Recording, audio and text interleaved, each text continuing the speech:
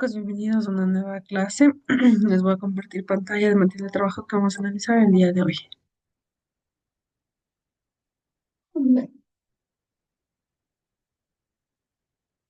Permítanme que se comparta un ratito.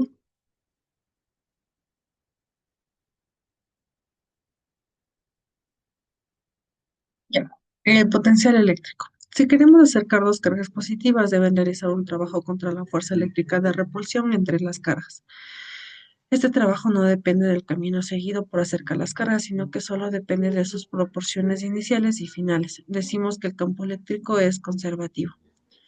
Una vez acercadas las cargas, podríamos recuperar fácilmente el trabajo realizado. Bastaría dejarlas libres y aprovechar su movimiento. Decimos que el trabajo realizado sobre las cargas al acercarlas ha aumentado su energía potencial eléctrica. La diferencia de energía potencial eléctrico de una carga entre un punto A y otro punto B es igual al trabajo realizado por el campo eléctrico para trasladar dicha carga de A a B. La energía potencial de A menos la energía potencial de B es igual a la integral de A de B sobre A y la fuerza vectorial por la distancia por el recorrido.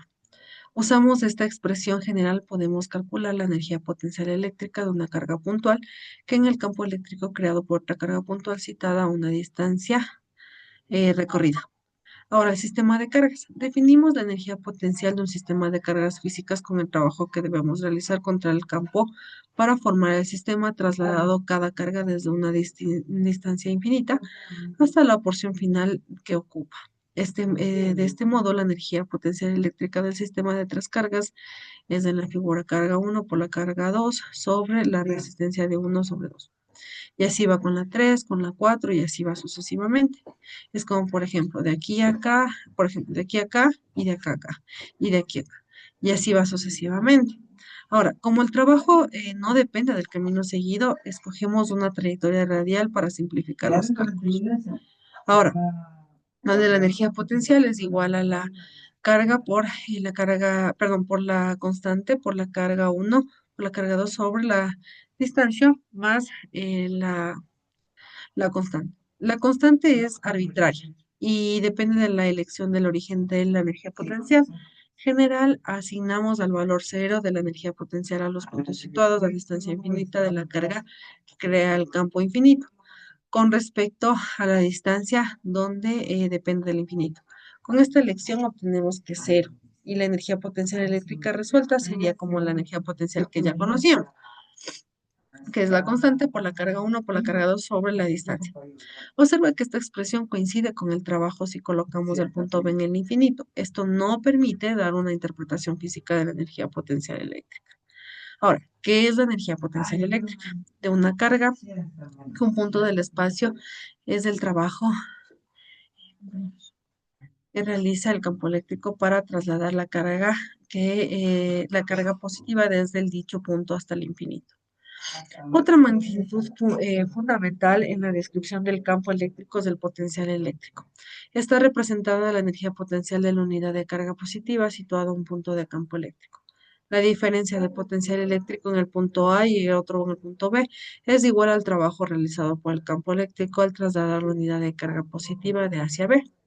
Ahora, calculamos esta diferencia entre el caso del campo eléctrico creado por un cargo puntual, como la variación de A menos la variación de B, y esta viene una integración de B sobre A por la energía por la distancia por recorrida, que es igual al intervalo o la integración de B sobre A por la constante por la carga por la distancia al cuadrado por la unidad vectorial por la distancia por lo recorrido.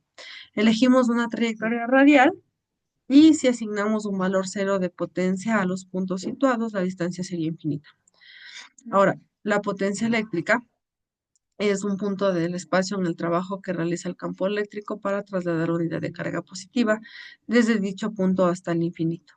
El electronvoltio, una unidad que se utiliza con frecuencia en electroquímica, en electrónica y física atómica es el electronvoltio. No es una unidad potencial eléctrico, sino de energía y un electronvoltio se define como la energía que adquiere un electrón que es acelerado por la diferencia del potencial de un voltio. Ahora, la unidad de potencial eléctrico y diferencia de potencial eléctrico en el sistema internacional es el Joule por Coulombs y recibe el nombre de voltio.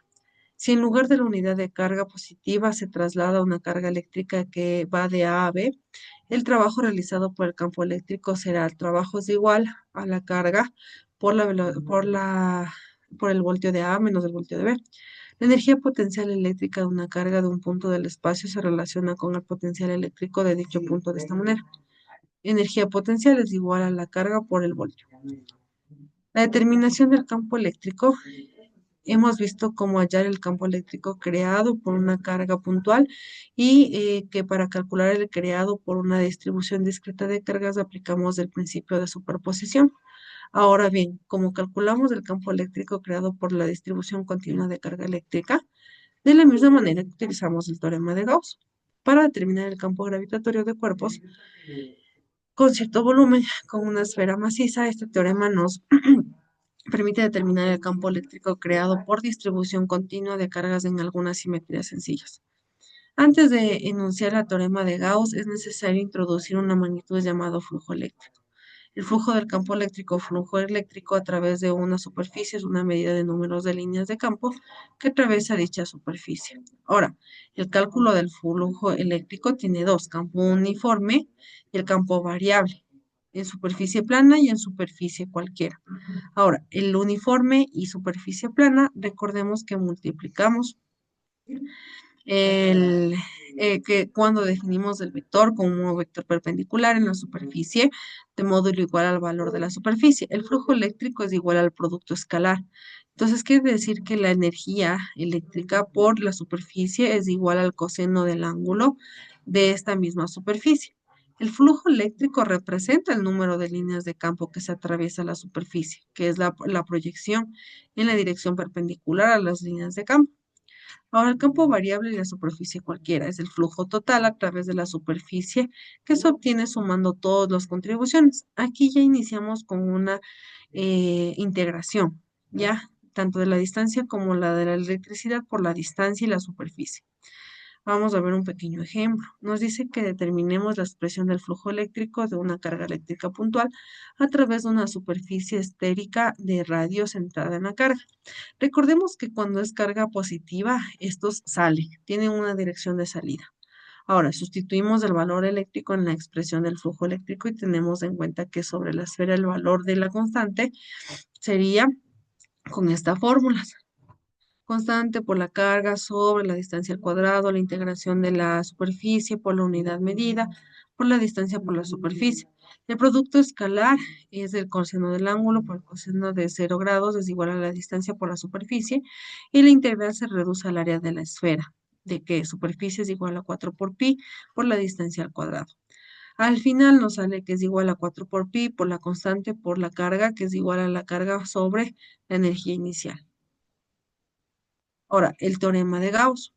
El teorema de Gauss, como acabamos de ver en el ejemplo 3, el flujo eléctrico atraviesa una superficie cerrada, dependiente únicamente de la carga total que hay en su interior y del medio en que se encuentra.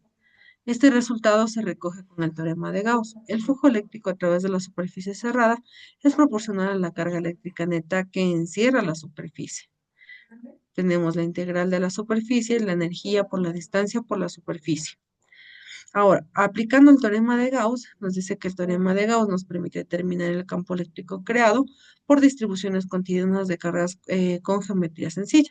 Para ello aplicamos el teorema de Gauss sobre una superficie escogida de manera que el vector de energía pueda extraerse de la integral.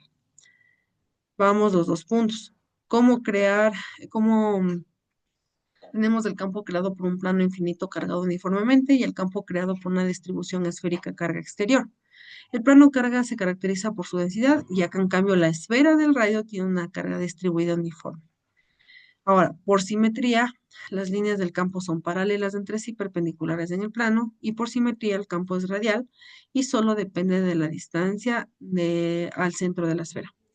Elegimos como superficie Gauss una paralelepípedo perpendicular de plano y la otra elegimos como una superficie de Gauss, una esfera céntrica con la distribución de carga de radio. La otra calculamos con el flujo eléctrico a través de la superficie de Gauss y solo contribuyen al flujo eléctrico de las cargas paralelas. Y la otra es que calculamos el flujo eléctrico a través de la superficie de Gauss sobre la superficie de Gauss en el campo eléctrico. Ya aquí tenemos una figura, el uno se hace redondo, pues el otro ya es un campo eléctrico creado por un plano infinito de cargas en uniforme. ¿Ya? Eso es con respecto a esta semana, chicos, esperando que se encuentren súper bien, que les vaya súper bien, que tengan una excelente semana, que hayan entendido. A mí me interesa que también aprendan la teoría, ¿no? Eso, chicos, con respecto al día de hoy, cuídense, que les vaya súper bien. Chao.